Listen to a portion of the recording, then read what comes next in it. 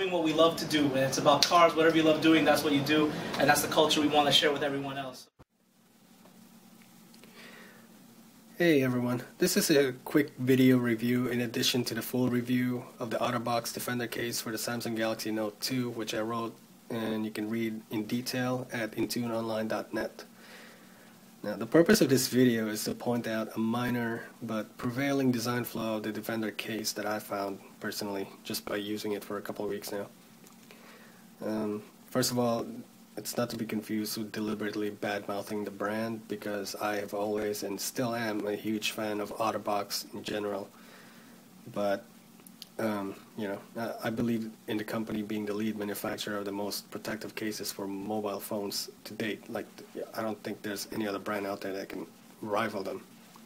With that said, let me go ahead and emphasize what I found to be a critical design flaw with the OTTERBOX Defender case, specifically made for the Samsung Galaxy Note 2. Okay. Overall, it goes without saying, but I'm going to say it anyway. The case will indeed protect the Galaxy Note.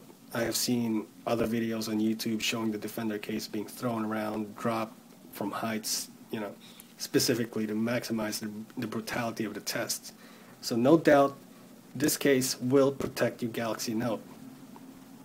With that purpose, you've got no problem trusting in this brand. It will protect it. Now, the problem I found is that the design of the integrated screen protector, this plastic screen that goes on top of the glass screen of the phone, is not exactly form-fitting.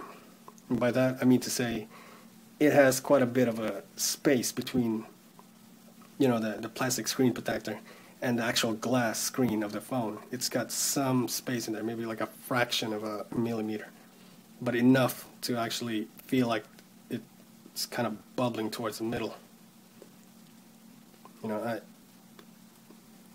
That may not be a problem for some people, but I tried ignoring it for a couple of weeks now, but it's still there.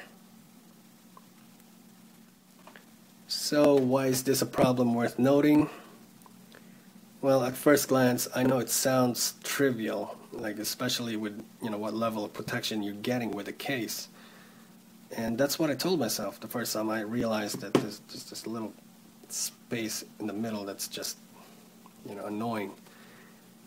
But a day or two went by, a week went by of using it, and it became more and more apparent to me that that little space can get really annoying, especially when you're typing. As soon as you pop up the screen, even though the screen of the Note 2 is really big, because of that little space bubble, there's some letters that you're typing. You're trying to hit the keystrokes and you actually miss because it'll just glide over onto the next one. It doesn't happen on all the key letters, but it will happen. And I know I'm not just exaggerating on this because I tested it out. I took the case off, typed normally on the screen, on the glass screen, and did not make any mistakes. So that's something to point out. So even if if you're not really overly concerned about typing because you don't really type a lot on this phone, I don't know why you wouldn't, because it's made for it. The problem with the whole plastic screen protector not really being form-fitting is that the OTTERBOX, I don't know why they did this, but they purposely decided to cut out a hole shaped around the home button. I don't know if you can see that. This is bare right here in this area. Now, because of the spacing that I mentioned, the plastic integrated screen protector is hovering just a little bit above the glass screen. This little cutout hole that they made becomes a gateway for dust to go in.